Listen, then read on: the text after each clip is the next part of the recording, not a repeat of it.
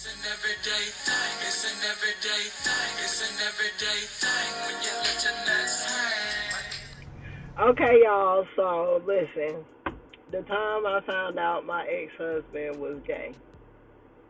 Story time. Okay, so most of y'all don't know I was married for almost 7 years, right? Met in the church. We grew up together, you know what I'm saying? And for this story, we're gonna call him Carlos. Okay, me and Carlos grew up in the church together, you know what I'm saying? I used to have a crush on his daddy. Not gonna lie, yeah, that's a story for another time, whatever. Anyway, so me and him, we used to flirt and stuff a lot back and forth. Anyways, fast forward,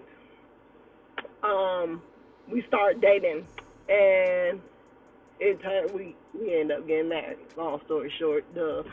Anyway, so one day we were driving. It was like 2 o'clock in the morning. We were going to get some cigarettes. At this time, I smoked cigarettes. We both did. And it was like 2 o'clock in the morning. We were going to get a pack of cigarettes. And I had a Toyota Corolla. And that was when the cars would read your text messages, right? When your phone was connected to the Bluetooth. So his phone was connected. And so we were pulling up to the gas station, and he get a text message. And it pops up, and it was like, "What's up, little buddy?" You know how the car reads it is the little Siri voice or whatever. So I was like, who texting you at 2-something in the morning talking about what's up, little buddy? Like, that's weird. Like, I don't know. I'll check on it later. So he run inside to go get the cigarettes. Now, this how you know me is stupid, because he take his phone trying to be slick, I guess, thinking I'm going to go through his phone. Nigga, I don't need your phone. The text message is in the car. So I get the number out the car. I put it in my phone, and I text them, like, right away. I was like, "Hey, who is this? You texting my husband early in the morning?" Like, because that shit didn't sit well with me. Like, the shit was like, who texts his little buddy? Ain't no grown woman texting no little buddy. And I already had some suspicions, which we can, if y'all want a story time on that, let me know and I'll tell you. But anyway, so I text the number, whoop, whoop, whoop, you know what I'm saying? This my husband, you know what I'm saying? Why you texting him? Like, immediately, you know, it's iPhone, so I see the little dots come up, so I know they're responding, so I'm sitting there waiting. And he responds, and automatically he's like apologetic. He's like, "I'm so sorry, I did not know he was married, he never told me he was married," and all of this stuff, whoop, whoop, what, yada, yada, yada. I never seen the ring on his finger and all this. I was like, that's cool. So I sent him a picture of Carlos, and I was like, "Is this who you've been talking to?" And he was like, yeah, that's Carlos. That's Carlos. I met him. And at this time, Carlos worked for a tow truck company. But he didn't drive tow trucks. He drove the, like, electric truck where they would go do, like, people's batteries or fix people's tires on a roadside assistance truck. Yeah, so we just gonna call that auto parts. His job was auto parts. Carlos worked at auto parts. So and the boy's name, we gonna name him the boyfriend. His name is Alex. So Alex like, yeah, that's him. He was like, I met Carlos at McDonald's. He was in his auto parts car, and he was looking to buy some herbal grass. And when he sent me that, it immediately clicked because I remember another situation that just had recently passed, and Carlos was telling me about it when he came home from work from auto parts. But yeah, so then he gets back in the car. He finally comes out the gas station. All this time I'm texting while he's in the gas station. He finally gets back in the gets back in the car, and I'm playing it cool, baby. I ain't saying nothing. Got our cigarettes, we smoking all of. He get back in the car, we leaving from the gas station. Again, like I said, I kept it cool. I ain't say nothing. Meanwhile, the whole time we riding home, me and Alex still texting. Me and Alex still going back and forth. So we still on the confirmation part, confirming that Carlos is exactly who Carlos is, and that's who he been fucking with, right? So I asked him, have they done anything, and he was like, oh yeah, we meet up at the McDonald's all the time. He'll tell me meet me at the McDonald's, and then it was a hotel right behind the McDonald's, but it was this big gate there with like this tar on it, so you couldn't see. And he was like, we'll go park over there behind the gate, and I knew exactly where he was talking about because I've been up there before. But he was like, yeah, we'll park behind the gate, and that's where we'll be. And I was like, okay, bet. So also Carlos has a real distinguished kind of mark on his Snicker bar. And so I asked him about that, just to make sure, because I don't want to believe that my husband for real fucking with a nigga, but I gotta make sure. So I asked him, I was like, well, his Snicker bar, is there anything on there you've ever noticed? Just trying to see if they really done something, or if he was doing the bending or getting bended. Anyways, he told me about the little distinguished mark, so I knew it was true. Hey man, so we riding in the car, me and Alex still texting. At this point, I'm getting super heated. I'm getting pissed the fuck off, because, yeah, it's true. It's true. So, we get back to the house. Again, I'm quiet. I ain't saying nothing to him. Me and Alex still texting back and forth. We get back to the house. I tell Alex, thank you. I'll call. He was like, he wanted to call me and talk to me about it, and apologize again, because he's not that type of man, and he don't deal with, niggas that ain't real with who they are. So I was like, it's good. If I need to talk to you again, I'll hit you up. So we get back to the house. We get in the house. So I goes to Carlos, and I was like, so you want to tell me who Lil Buddy is? And he was like, I told you I don't know who that is. I told you I'll figure it out later. Well, let's figure it out now.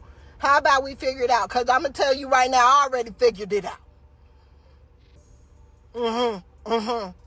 Man, I don't know what you talking about. I don't know. I said, that's fine. You don't have to know what I'm talking about.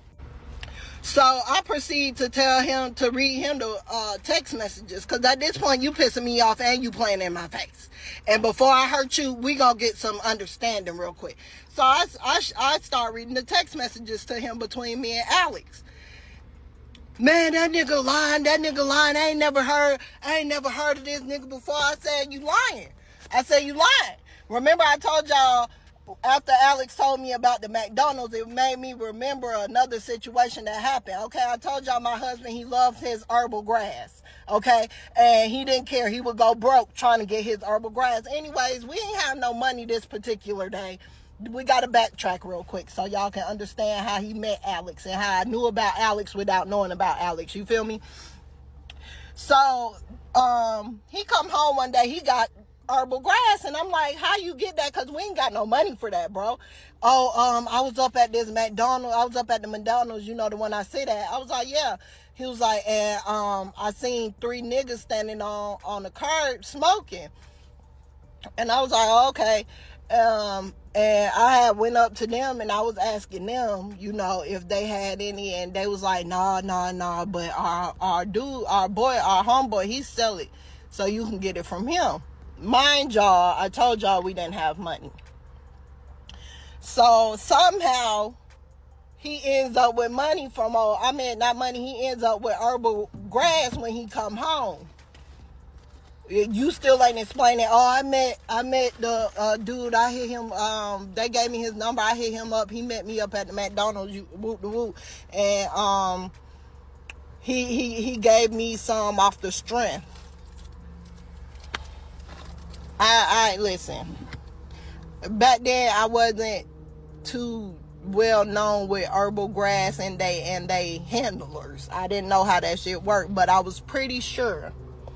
It don't take a rocket scientist to figure out that ain't nobody just giving you no free wheat herbal grass, especially when you just met them. Again, I pay attention to everything. I let it slide. But that's what it brought me to that. That's how he met Alex. That's how Carlos met Alex. And it's been going on since then. So, back to the story. He telling me, I'm reading him text messages. I'm telling him, I'm like, so are you the bender or are you getting bended? Are you bending or are you getting, what is it? Man, I ain't do that. I ain't do none of that. I ain't do none of that. I pick up something, I throw it across the room at him. You gonna stop fucking lying to me in my face, bro. Tell me the truth. You know, because you already have signs. I've already seen signs, and we've had talks about this before. And you swore up and down that wasn't you. You don't run that way and all this stuff. And I believed you. I'm the type of bitch that I'll take you at face value with whatever you say. And then I'm gonna see if your actions match up with it. Anyway, so he was like, I threw something across the room at him. He was like, man, I ain't gonna do this. I ain't gonna do this. Boom. He calls his mama. Mind y'all, now it's like 4 o'clock in the morning. He called his mama. Morning. Part 3. Let's go. All right, so we in the room. We still going at it. He steady denying the shit. I'm yelling, telling him he lying. You know what I'm saying? I'm like, bro, look at the text messages. How can you lie about this shit?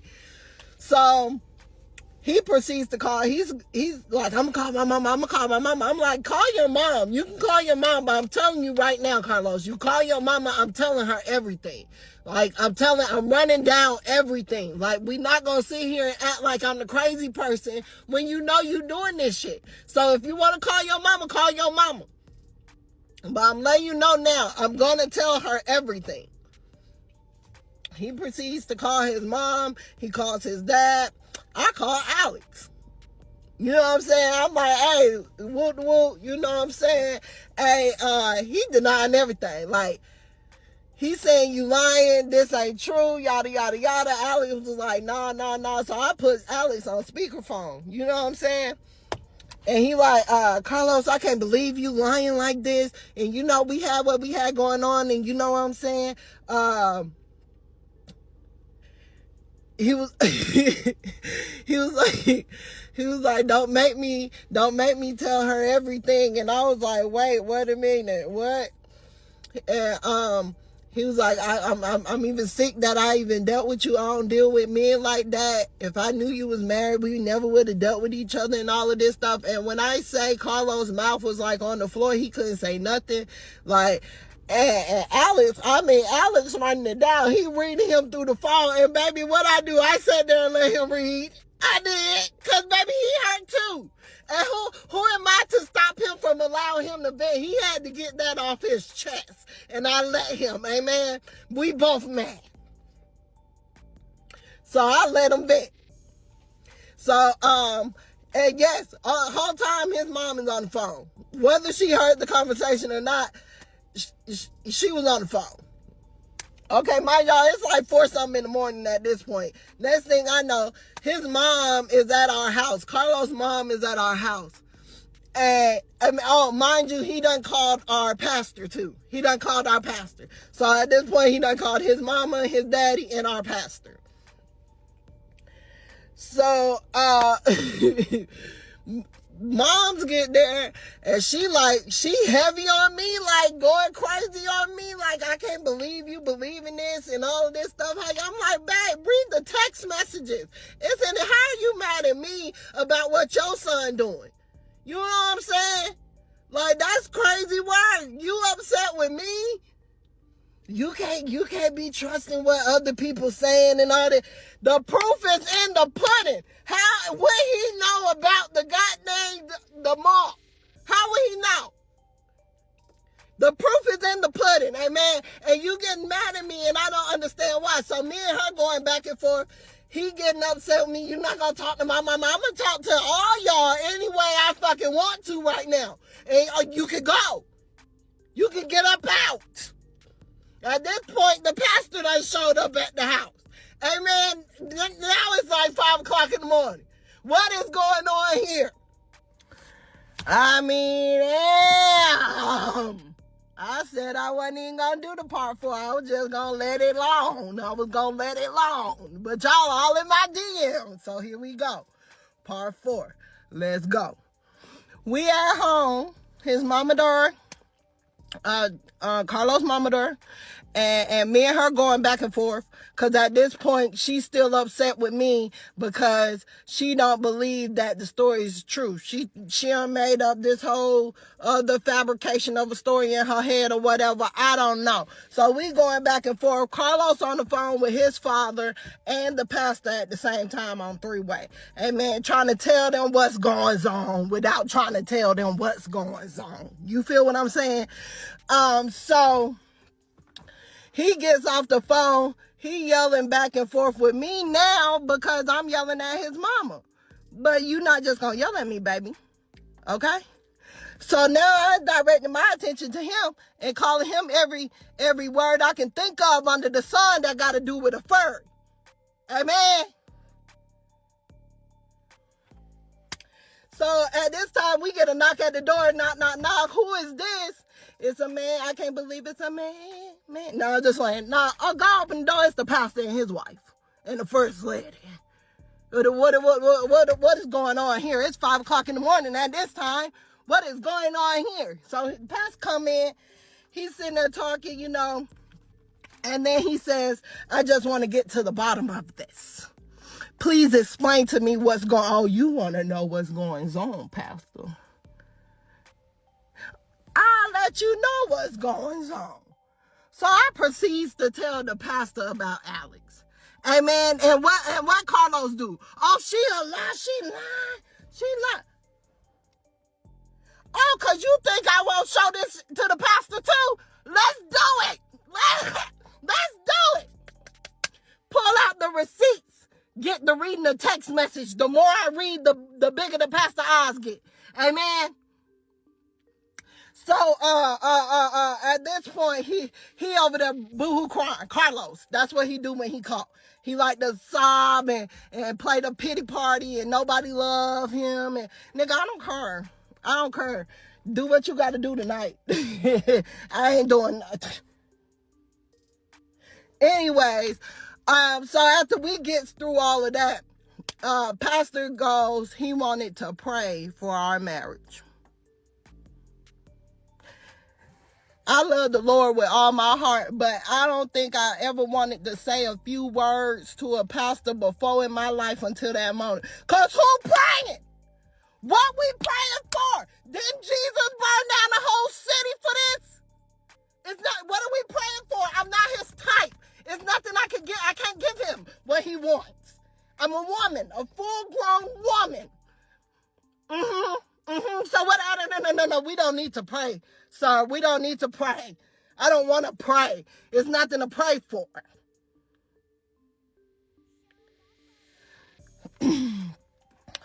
So I'm 38 hot. I'm through the roof. I'm through the fucking roof. And I ain't got nothing. I ain't hearing nothing nobody saying. Nothing. No, I don't want to pray. I don't want to talk it out. I don't want to do nothing. So then the pastor decides he's going to split us up. He sends me with the first lady, and he goes with Carlos. I go with the first lady. First lady sit there. She talking to me. You know what I'm saying? She calms me down, get me level-headed. And still in that moment, at that time, and still to this day, I don't want your ass. It's not, I'm not going to compete with a man. How can I compete with a man? You know what I'm saying?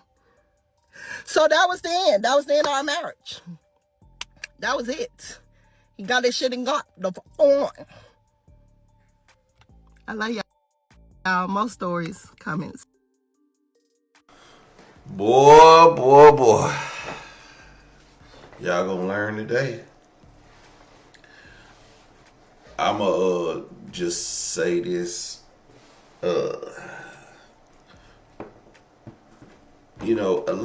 Atlanta has a stereotype.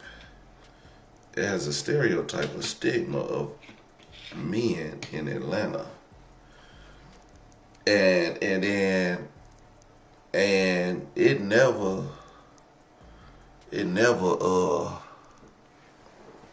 ceases to amaze me. But the one thing that I do say about women in Atlanta is that y'all probably shouldn't look for men in Atlanta. And it's not, and as I said this before, it's not the people from Atlanta. It's the people who come to Atlanta. Because for whatever reason, Atlanta is the place for people to be free. They are out of their element and they want to be free. They don't want to deal with any backlash, so they go there. But this person was actually raised in Atlanta. Now, it is what it is. I mean, there's gay people everywhere. So it wouldn't surprise me that somebody born in Atlanta will be gay. But what I'm saying is, it's just overwhelming. And this is not the first, nor the 15th, nor the 50th story time I've done from Atlanta in this capacity. And,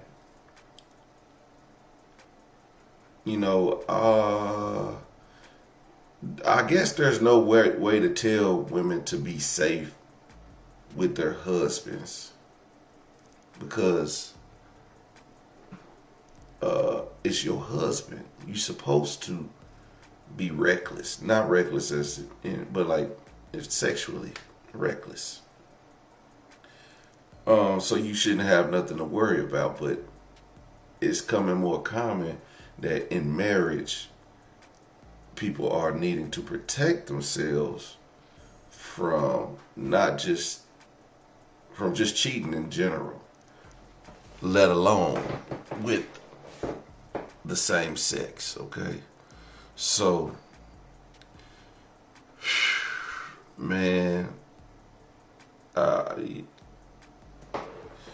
look, y'all just gotta live and learn and move on, find love. But she gonna heal from that and move on. That brother got some soul searching to do, and whether he want to get right with God or himself, really himself. Like, you do have to get right with God, but it's yourself. You need to go work on yourself. You need to go find yourself, young man, because playing with people like this is it just ain't worth it. In your marriage, playing with your marriage, this is why I say men in general, they need a grace period in life to learn themselves and be fruitful. That's not saying go have sex with the same sex. I'm saying just, get out there and cheat a little bit. Not cheat on your woman, just go out there and be promiscuous. Get that out your system, because once you get into a marriage, that's supposed to be over with. You're supposed to grow up and man up and be a family man and have your family. Not be a lying cheater sneaking off to McDonald's with the weed man. That's not what you're supposed to be doing. So, it really comes down to men being over sexual. I don't know how old Carlos was at this time, but he had a sex drive that, hey, we see Diddy, sometimes it just don't go away. But you know what Diddy did? Diddy found him somebody who indulges in the same promiscuous lifestyle that he did, to where it made it okay. So I say, don't just be out here marrying people. I think if you be open and honest with your life, I'm sure there's a woman for you. There's plenty. I mean, there's plenty. A woman might not come out and directly say it, but if you put yourself in a position for you and your woman to discuss that, she might go. I don't know. Stop lying to her. So that's all I gotta say. Like, there's somebody for everybody. Just, be real. It took me some time to learn to be honest and leave. Stop all the whoremongering around and stuff like that. And then look, if you want more people in your bed, speak to your wife about it. Worst thing she could say is no, or she want a divorce. But then at least this probably ain't the woman for me. You probably wouldn't stay married to her. You know what I mean? She ain't definitely not gonna stay married to you, knowing it is what you want to do sexually.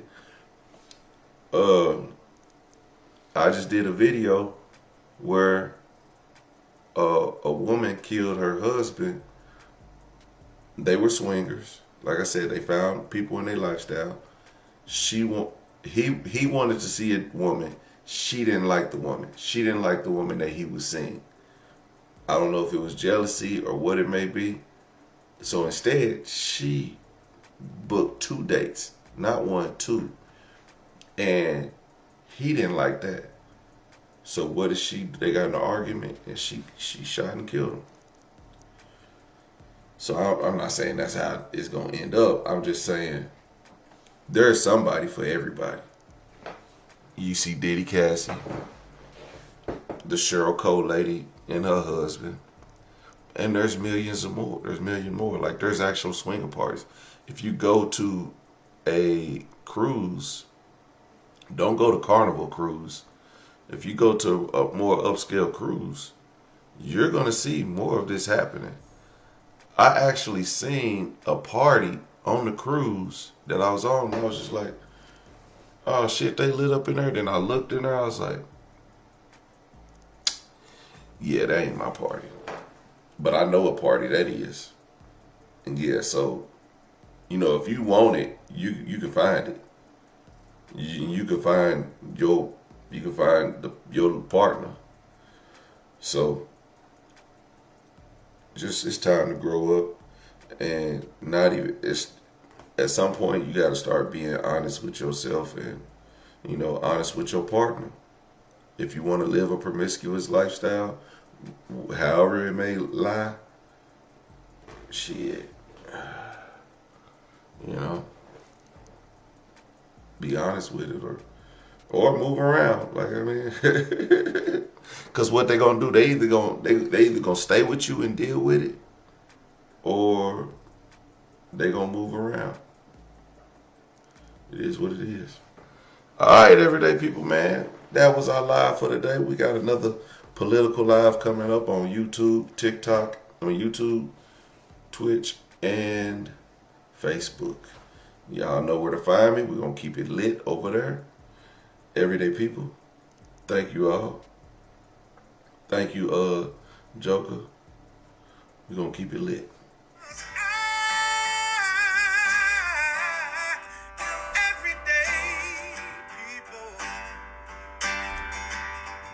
Day and night.